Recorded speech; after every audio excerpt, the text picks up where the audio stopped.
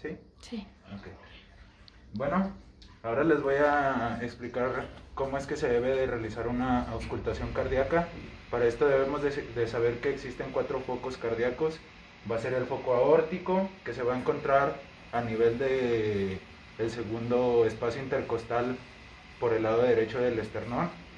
Luego vamos a tener el foco aórtico, el foco pulmonar, que se va a encontrar del lado izquierdo, igual en el segundo espacio intercostal.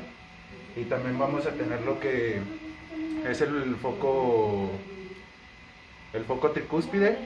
En este se va a encontrar a nivel del cuarto espacio intercostal, en lo que es la línea media clavicular.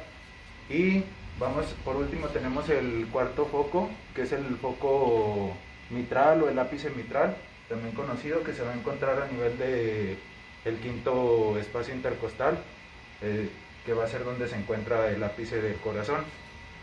Para esto, bueno, esta práctica sirve para revisar lo que son el funcionamiento de las válvulas.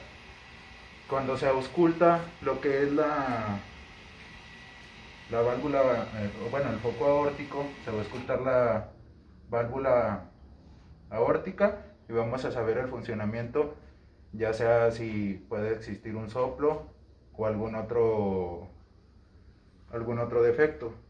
Luego en lo que es el segundo foco, que es el pulmonar, también se puede checar lo que es el funcionamiento de la válvula pulmonar. En lo que es el foco tricúspide, se va a checar lo que es el funcionamiento del lado derecho del corazón y lo que es la válvula tricúspide.